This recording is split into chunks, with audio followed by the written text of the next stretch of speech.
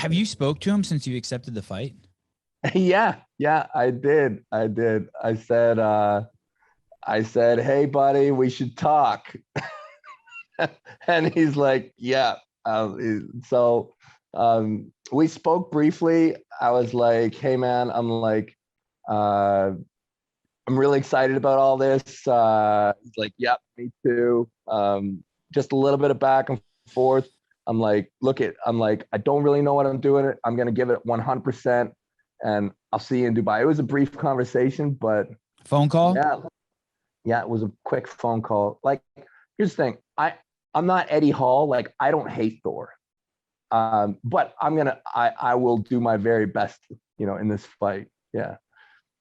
Yeah. I hope he doesn't hate me the way he hates Eddie. I bet you he's really thankful. I'm guessing that it wasn't easy finding someone to get in the ring with him.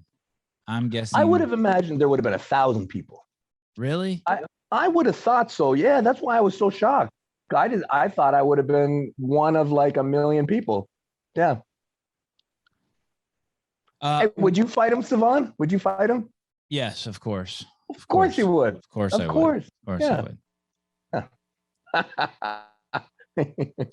Yeah, well, my mom freaked out. My mom was so mad at me. And then my uncle, he's like, Devon, you're so stupid. I'm like, come on, Tom. I'm like, don't you see how much fun this can be? He's like, he's gonna kill you. And I'm like, he's not gonna kill me. He's not gonna kill me. If I get hit, I can fall down. He's like, no, you can't. He's gonna kill you. I'm like, oh my God. Anyway, I'm really excited. I'm super excited.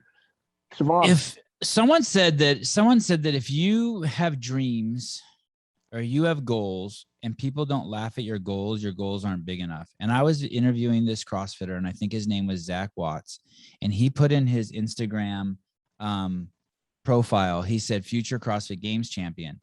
And I think he said like some of his friends and family were making fun of him for that. So he took it out.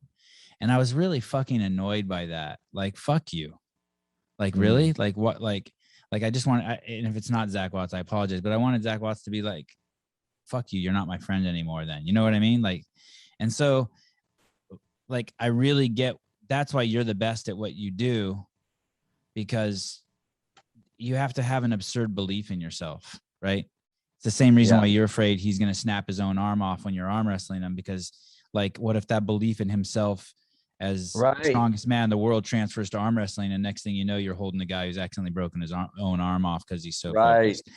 And so like I mean, as much as obviously your mom, like no one, if you have a good mom, they don't want you to get in the ring with half door. I mean, that's just part of being a good mom.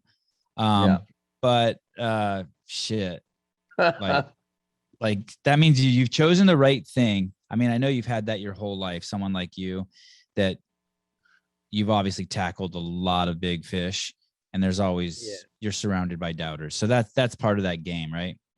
Yeah. I mean, there's something that draws me to this kind of thing. There's something really, really appealing about something that makes you doubt yourself. I really like that. I mean, I've been down the arm wrestling road for a very long time. I think I have very good understanding of what I am capable of and what I'm not capable of. There are things in the arm wrestling world that'll absolutely give me the heebie-jeebies. Like, taking on Levon, for example, or Vitali, or anybody in the top 5 or 10 in the arm wrestling world is going to fire me up. But stepping into the boxing world to fight Thor, oh my, that's appealing. That this is something that, and I'm loving the process. I feel like I've very quickly gotten myself into such a good place, and I'm absorbing, I'm learning. I've totally changed my life around. Like, I am not an arm wrestler right now. I am a 100% student of the sport of boxing, and I've immersed myself as deeply as I can into the process, We'll see how far I can get. We'll see how far I can get.